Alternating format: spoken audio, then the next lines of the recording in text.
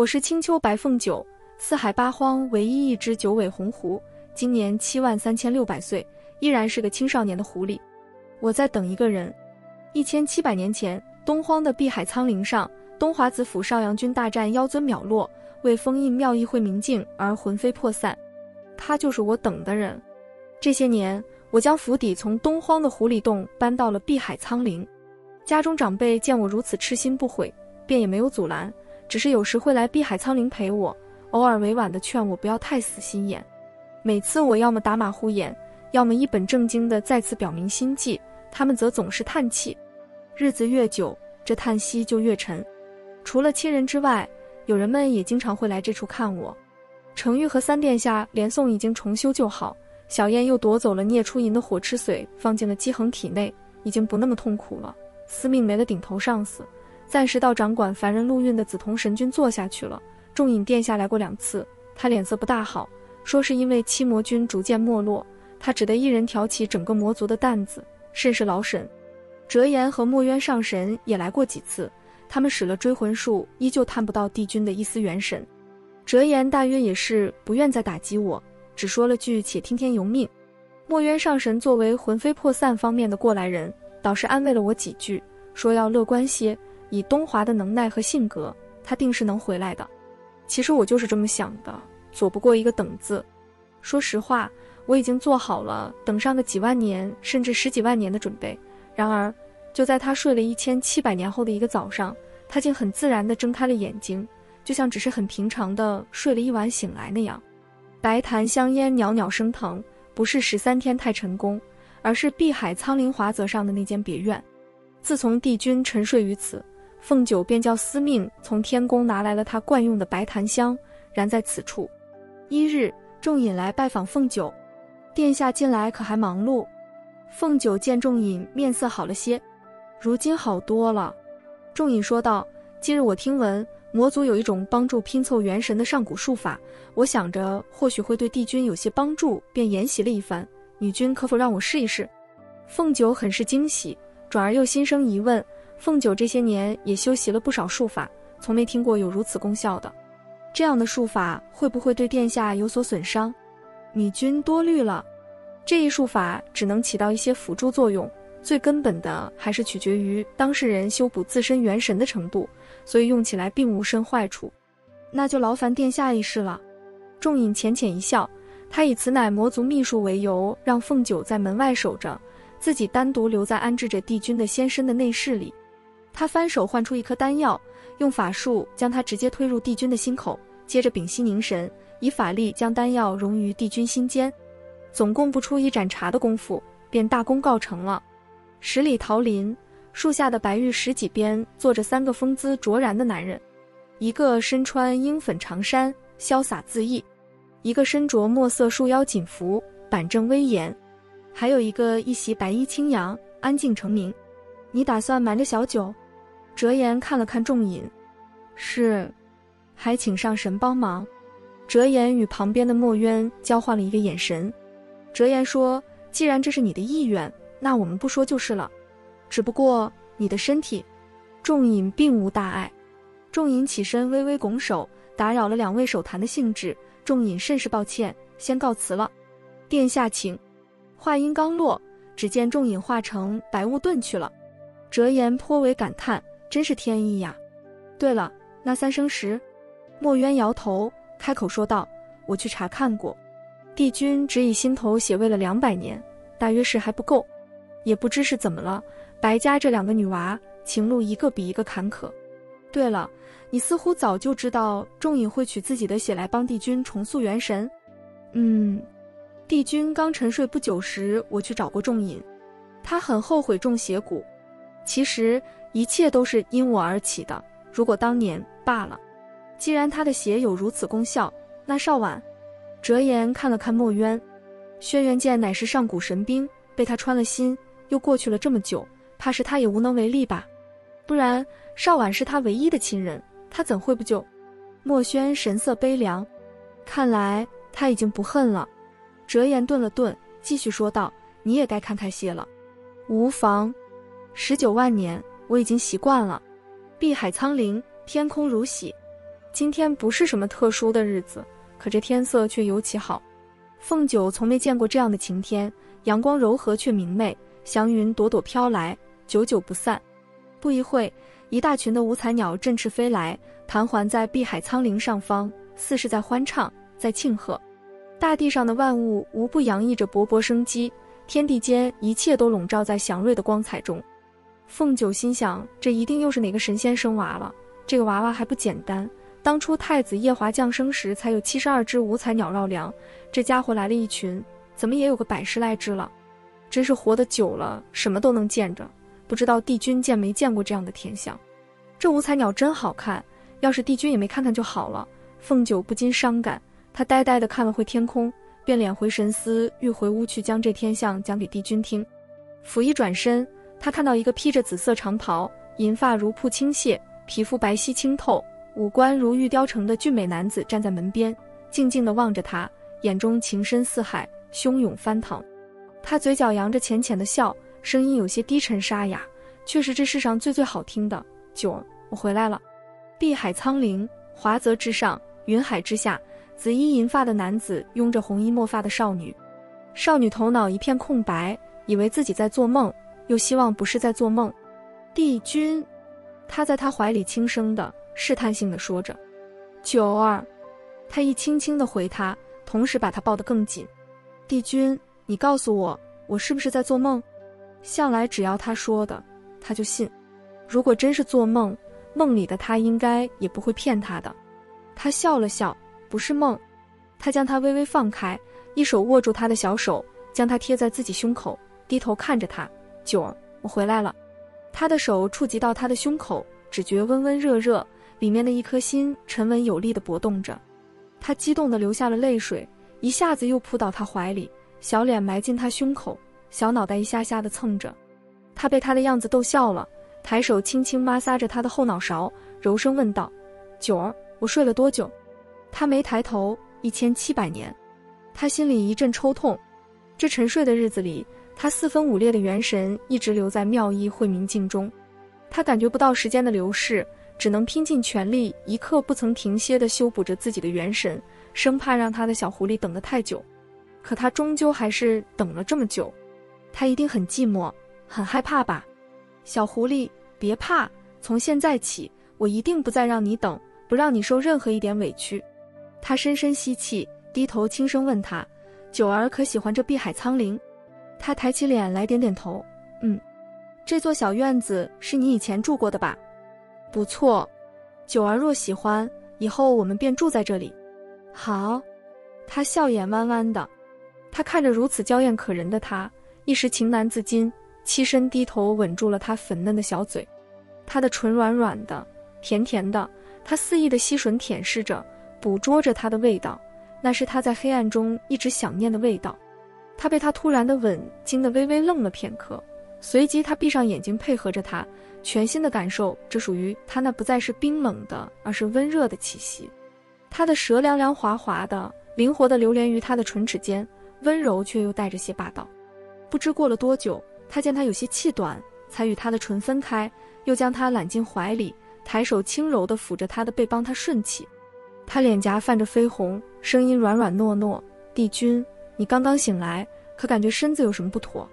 并无不妥，元神已然修整完好，修为和法力也恢复了3成，剩下的慢慢也就回来了，无需担心我。他看着他的眼里有几分心疼，几分不舍。倒是你，飞升上仙的天雷可痛。他没能等到他飞升便沉睡了。他知道小狐狸怕痛，却又不希望别人帮他挡雷。虽然他的赤金血会令他增长修为，助他度过天劫，可没有亲自陪着他，他始终揪着心。他摇摇头，笑呵呵地说道：不是很痛，3道天雷稍稍一忍就过去了，没受什么伤。九儿如此轻松地度过了天劫，定是帝君那些灵丹妙药起的作用。他还真没骗他。记得他刚刚睡去没多久，他飞升的天劫就到了。当时他家里的长辈齐聚碧海苍岭，预备帮他挡劫。他虽然年纪小，却是个颇有志气的狐狸，平常小事上得过且过，飞升上仙这样的大事，他无论如何打算自己来抗。于是他央求了半天，说如果自己不行再请他们帮忙，他的叔伯们才同意让他自己去试试。结果谁知道他完整的成了3道天雷后，只是受了些皮外伤，仅仅半月便又活蹦乱跳了。长辈们又是惊讶又是欣慰，都说小九真的长大了，定是这些年拼命修炼来着。这件不大不小的事还传遍了青丘，说是东荒女君年轻有为，一己之力度过3道天雷飞升上仙，却没怎么受伤，真乃青丘之栋梁，四海之新秀。你自己勤于修炼才是关键原因。他温柔地抚摸着他的发，小狐狸越来越厉害了。他笑嘻嘻地抬起头问道：帝君何时回太晨宫？刚刚我们不是说好住在这吗？他眼中柔情似水。现在就……我们……他有些惊讶，有些害羞，一时间不知道说什么好。他知道他在忧心何事，不必担心，交给我。他的声音轻而有力，似是安抚，又是承诺。沉睡的日子里，他总是回想过去，反省着自己做的事。他为了斩断姻缘，把名字从3生石上抹去，却还是爱上了他。他为了让他的安好而推开他，他却还是一次次受到伤害。他的理智在他的问题上总是做出不明智的决定。他凭什么？难道就凭他爱他，就能打着为他好的旗号做出令他受伤的事？他越来越着急，他怕他等得辛苦。他也愈发悔恨，愈发心疼。他告诉自己，等他醒了，无论天命如何，他都一定不会再让他离开自己，要将他留在自己身边，牢牢地保护住他，再不做令他伤心的事。他的话无疑是令他动容的，可是他要做什么呢？他又打算像这次决战秒落一样，不告诉他一声就独自前去面对凶险吗？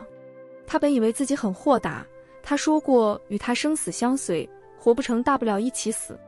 他也的确无惧生死，可他却不忍心他承受痛苦。这种感觉经历了这次分离后被明显放大到极致。这是他2人的劫难，他想与他站在一起承担，而不是只在他身后等着。帝君，无论你要做什么，都告诉我好不好？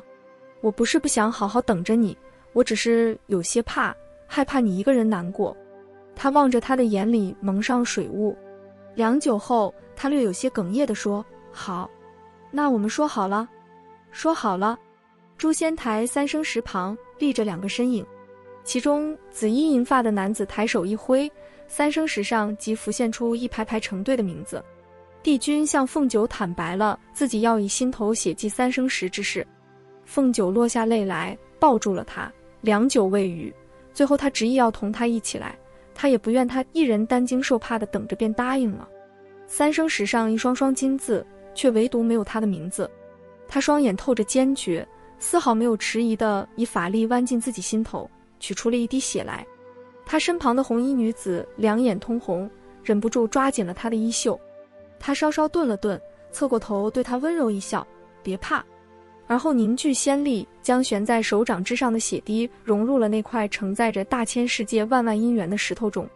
霎时间，只见那幅鱼旗上的成对姓名被拆散打乱，每个名字像是由一道无形的力量牵引着一般迅速流转。片刻后，一个个名字像是找到了自己的归属，纷纷落于心处，安定下来。几乎是与此同时，就在他2人视线的正前方，石头上白凤九3字的左边，渐渐浮现出了东华帝君4个字。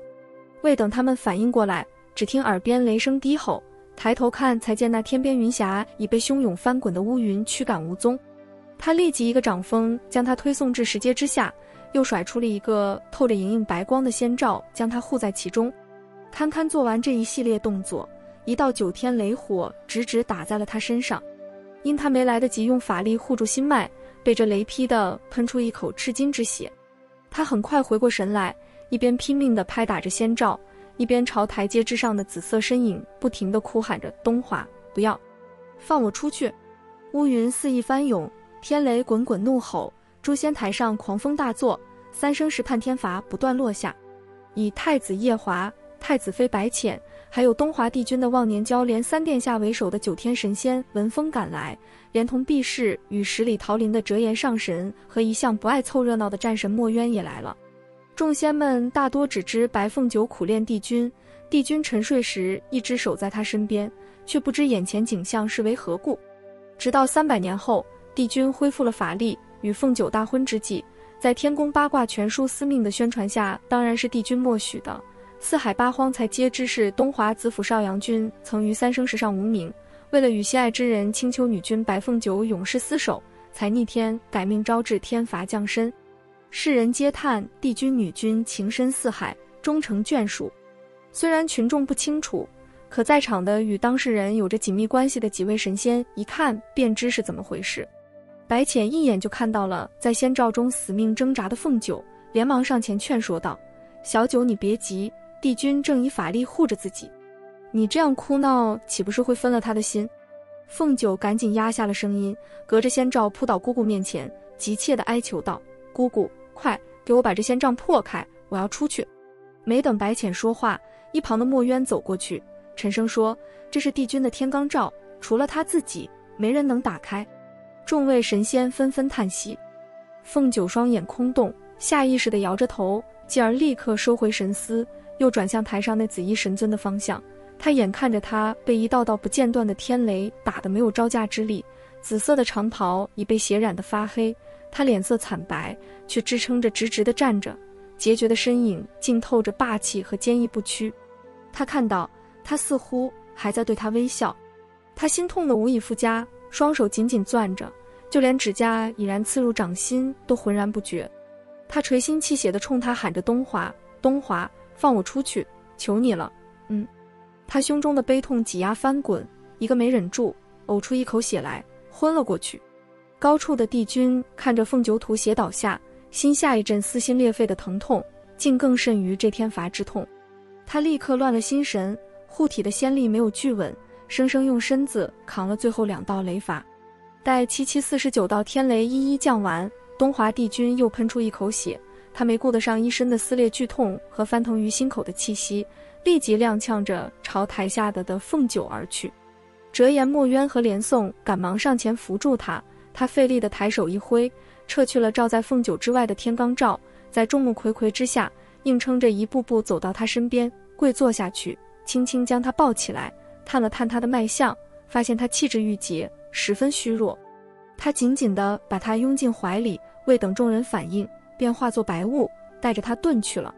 碧海苍灵，凤九卧在榻上奄奄昏睡着。帝君使法术割破手指，将自己渗出赤金之血的指尖放入他口中，见他并不吞咽，便又用法术直接将血送进他体内。继而他在他额间落下轻轻的却满含心疼和自责的一吻。他望了他许久，看他脸色逐渐好转，才起身除去了被血浸透的外袍，坐于旁边的小榻上打坐疗伤。不多时，折颜、墨渊来看帝君。折颜探了探他的仙缘，笑着说道：“看来你这睡了一大觉，身子骨倒是比从前还坚固了。只有3成法力，抗过49道天雷后，灵台还清明着。